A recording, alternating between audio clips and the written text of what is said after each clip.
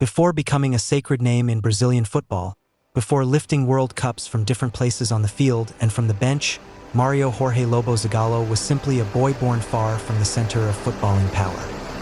Zagallo was born on August 9, 1931, in Maceió, the capital of the state of Alagoas, in northeastern Brazil. It was not Rio de Janeiro. It was not São Paulo. It was not the media or sporting heart of the country. It was a region marked by inequality, limited opportunities, and a harsh life, where football was more an escape than a profession. His family moved to Rio de Janeiro when Mario was still young. That move was decisive. Rio was not just a bigger city. It was the emotional epicenter of Brazilian football. Stadiums, dirt fields, neighborhood clubs, overflowing passion. Football was not just a game, it was a national identity in the making. But even in Rio, Zagallo did not have an easy path.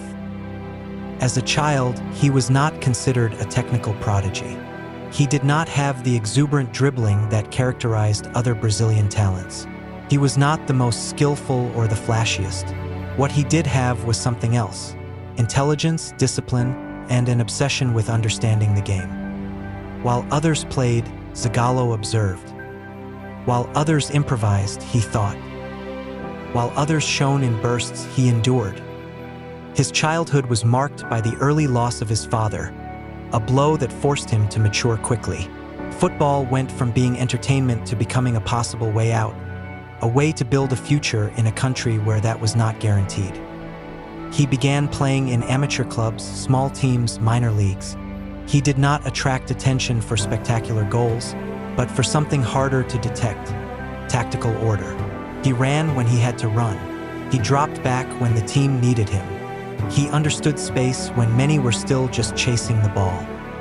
That mentality, uncommon at the time, slowly set him apart. In a Brazil where football was dominated by individual creativity, Zagallo seemed to go against the current. He thought collectively, about structure, about balance. Without knowing it yet, he was a player with a coach's mindset. During those formative years, Brazilian football was living a deep contradiction. On one hand, infinite talent. On the other, unresolved trauma, especially that of the Maracanazo of 1950, an open wound that would mark an entire generation. Zagallo grew up under that shadow, with the idea that talent is not always enough, that winning also requires intelligence, discipline, and preparation. That lesson did not come from books or famous coaches. It came from the collective experience of failure. Before fame, Mario Zagallo was a silent apprentice of the game. He did not seek to be the best in the world. He sought to understand how to win. And that difference, subtle but profound, would be key in everything that came next. When he finally made the leap to professional football, he did not do so as an inflated promise, but as a reliable player. Someone who might not fill headlines, but whom coaches wanted on the field. He was not yet a champion. He was not yet a reference point. He was not yet a legend. But he was already building something far more durable than early fame, a way of thinking about football. And that way, born in anonymity, was about to face the biggest stage in the world. When Mario Zagallo arrived in professional football, he did not do so surrounded by exaggerated expectations or media campaigns. He was not announced as the next Brazilian genius or a revolutionary talent. His arrival was much quieter, almost functional. And, paradoxically, that condition was what allowed him to build a career that would change the history of world football. Zagallo made his professional debut at América Futebol Clube, a traditional team from Rio de Janeiro, but far from the symbolic weight of giants like Flamengo, Fluminense, or Botafogo. At América, he began to forge his identity as a player. Left-winger, selfless, tactical, with an uncommon ability to track back and contribute defensively. In an era when wingers hugged the touchline and thought almost exclusively about attacking, Zagallo did something different. He thought about the entire match. He helped the midfield, close spaces, press the build-up. He did not play to show off, he played to make the team work. That detail did not go unnoticed. In 1958, His career took a decisive leap when he was transferred to Flamengo, one of the biggest and most popular clubs in Brazil. There, Zagallo began to play under a much more intense spotlight. The Maracana, the pressure, the daily demands. For many players, that stage crushes them. For him, it was natural ground. At Flamengo, he established himself as a starter, not because of individual brilliance, but because of his consistency. Coaches trusted him because they knew exactly what they would get: commitment, tactical discipline, and a deep understanding of collective play. That same year, destiny placed him at the center of history. Brazil was preparing for the 1958 World Cup in Sweden, still carrying the trauma of the Maracanazo. The national team needed more than talent. It needed emotional and tactical balance. And in that context, Zagallo was called up. His inclusion was not celebrated by the public the way Pelés or Garrincha's was, but internally, the coaching staff knew his role was crucial. Zagallo was the gear that allowed the geniuses to shine without the team falling apart. In Sweden, Zagallo was an undisputed starter. He not only fulfilled his tactical role, but also scored decisive goals, proving that his contribution was not limited to running and marking. His intelligence allowed him to appear at the right moment in the right place. Brazil became world champion for the first time in its history, and Zagallo was an essential part of that achievement. 4 years later, in Chile in 1962, history repeated itself. Brazil arrived as defending champions, under pressure to confirm that 1958 had not been a fluke. Pelé was injured during the tournament, and the team needed even more balance and collective solidity. Zagallo was key once again. Once again without fanfare. Once again without loud headlines. Brazil won its second World Cup, and Mario Zagallo became a two-time world champion as a player, an achievement that, at the time, few fully appreciated. While other names were etched in memory for their magic, Zagallo was etched for something harder to explain: the invisible structure of success. At club level, his career continued at Botafogo, where he shared the squad with legendary figures such as Garrincha, Didi, and Milton Santos. In that dominant Botafogo of the 1960s, Zagallo was once again the player who balanced talent and sacrifice. He was not the top scorer. He was not the most idolized figure, but he was indispensable. His career as a footballer was defined by absolute coherence between role and performance. He never promised what he could not deliver. He never played for the crowd. He played to win. And while he accumulated titles, matches, and experience, something else was taking shape. Zagallo was not only playing, he was learning. He observed coaches. He analyzed systems. He understood why decisions worked or did not. Without yet realizing it, he was preparing the ground for a historic transformation. Because when he hung up his boots, he did not leave football. He simply changed position. And that change would take him to a level no other protagonist of the game had reached before. When Mario Zagallo hung up his boots, football did not lose a player. It gained one of its greatest thinkers. What for many was the natural end of a successful career was for him merely a transition. Because Zagallo never stopped playing football, he simply changed the way he played it. From the first day off the field, his gaze was different. He did not watch matches like a nostalgic ex-player, but like someone who understood the game from its internal structure. He saw lines, spaces, imbalances. He understood when a team attacked well and why, and when it defended poorly even if it looked solid. That knowledge quickly led him to the bench. In a Brazil still processing its footballing identity after the trauma of the Maracanazo and the relief of the 1958 and 1962 titles, Zagallo emerged as a figure of synthesis. Brazilian talent with a European mindset, creativity with order, improvisation with discipline. His great test came in 1970. Brazil prepared for the World Cup in Mexico under monumental pressure. Not only was it expected to win, it was expected to convince, to prove that Brazilian football was still the best in the world. Added to this was the political context.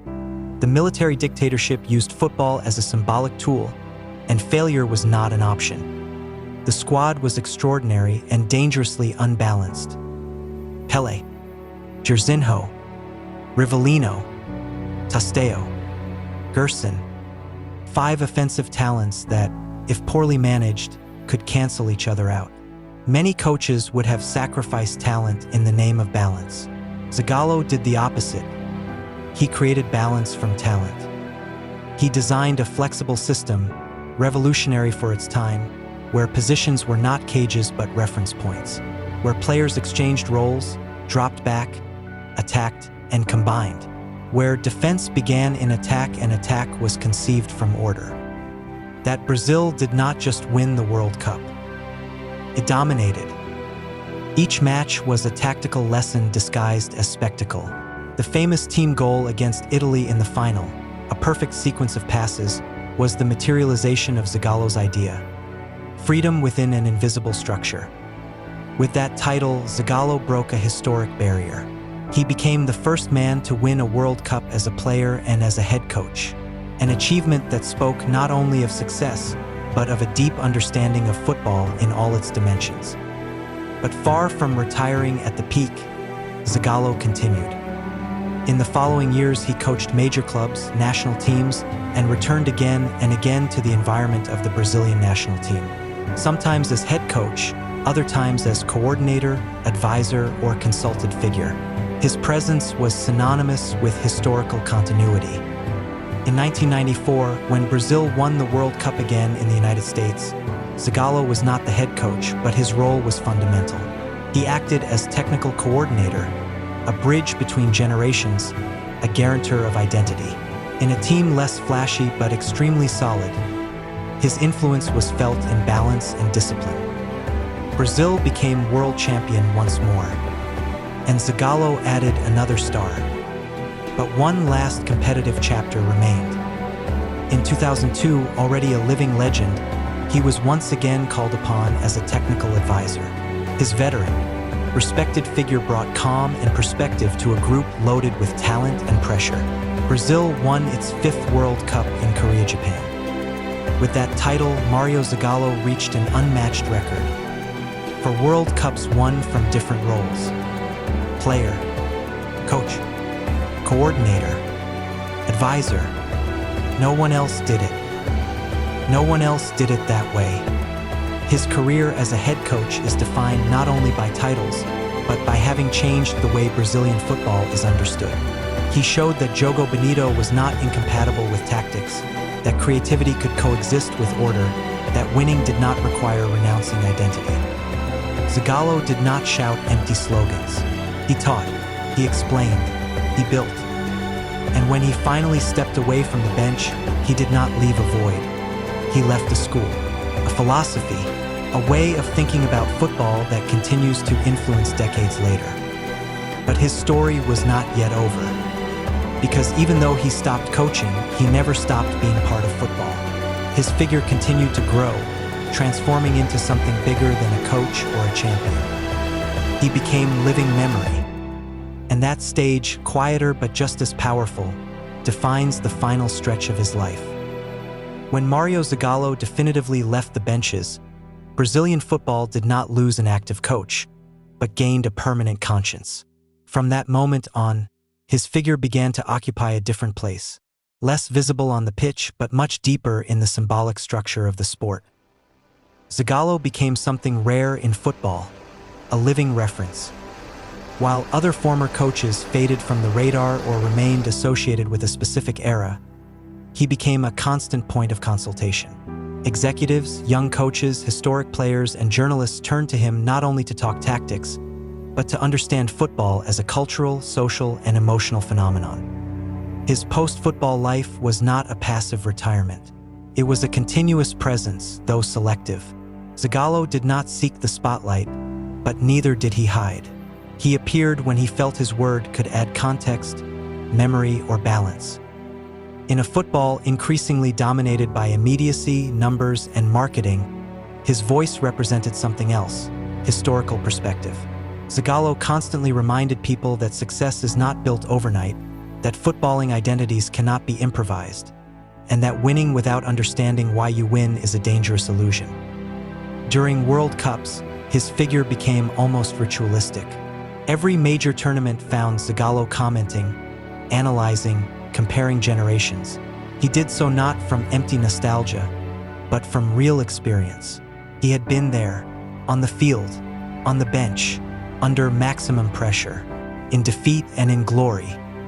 That gave him an authority few could dispute. In Brazil, his presence began to take on an almost institutional tone. He did not hold permanent formal positions, but he was treated as a national football heritage. His opinion was heard even when it was unpopular, even when it made people uncomfortable. And Zagallo often made people uncomfortable. He defended the importance of tactical work in a country that sometimes idealized only talent. He criticized the lack of long-term planning. He warned against the loss of identity when foreign models were copied without adaptation. He pointed out structural errors others preferred to ignore. He was not a complacent figure. He was a guardian. As the years passed, he also became a symbol of longevity and resistance. Zagallo remained present when many of his contemporaries were no longer there. His mere existence connected completely different eras of Brazilian football, from the 1950s to the 21st century. Pelé, Garrincha, Jairzinho, Ronaldo, Ronaldinho, all coexisted in his memory. That turned him into a kind of human archive. Every interview with Zagallo was a historical capsule. Every anecdote revealed how the game had changed, but also what had remained intact. On a personal level, his life became more reserved. He gradually withdrew from the noise, took care of his health, reduced public appearances. But even in that partial retreat, his name continued to be constantly invoked. Every crisis of the national team, every painful elimination, every debate about the true Brazilian football eventually mentioned him.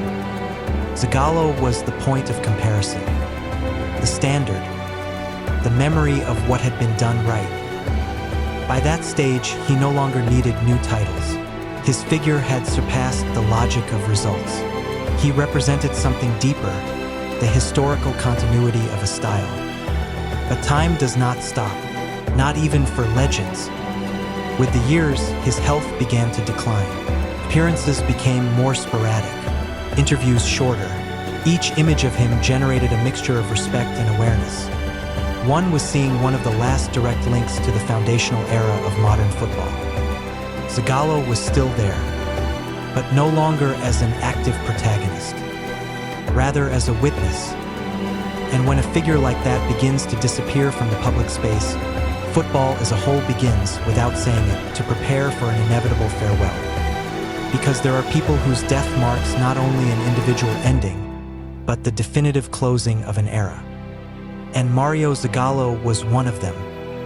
On January 5, 2024, Brazil woke up to news that was not surprising, yet still hit hard. Mario Jorge Lobo Zagallo had died at the age of 92. It was not a sudden death, nor one shrouded in mystery. It was the natural end of a long, intense life, deeply intertwined with the history of world football. And yet, when the news was confirmed, the feeling was immediate and shared. Something irrepeatable had come to an end. Zagallo was not just a former player, nor just a former coach. He was the last living representative of a generation that built the identity of Brazilian football from its foundations. With his death, not only was a person lost, but a direct link to the origin of a golden era. Tributes began immediately. Clubs, national teams, former players, coaches of different generations. Everyone agreed on the same thing. Zagallo was not only a winner, he was a historical bridge. A man who had been in all the most important places in football from the inside. He had won World Cups as a player, as a coach, and as part of the technical staff. He had lived alongside the greatest talents of all time. He had survived tactical, political, and cultural changes that transformed the sport again and again. But beyond the titles for World Cups, his legacy was something else. Zagallo left a way of understanding football. A clear idea: talent needs structure to triumph. In a country that often celebrated only improvisation, he defended balance. In a sport that frequently surrenders to the short term, he insisted on planning. In an environment where ego often prevails, he always spoke of the collective. That message was not always popular, but it was necessary. As the days passed, analyses multiplied. Documentaries, columns, old interviews resurfaced. Every fragment confirmed the same thing. Zagallo did not speak to please, he spoke to warn. He did not seek applause, he sought continuity. His death marked the definitive closure of an era in which football was still explained through direct experience, through having played finals, through having made decisions under real pressure, through having won and lost without intermediaries. Today, football is data, algorithms, metrics, and screens. Zagallo belonged to an era where knowledge was built with presence, not simulations. That is why his absence weighs more than headlines suggest. There will be no other Zagallo. Not because there are no great coaches, but because no one will ever again live football from so many different places at the same time.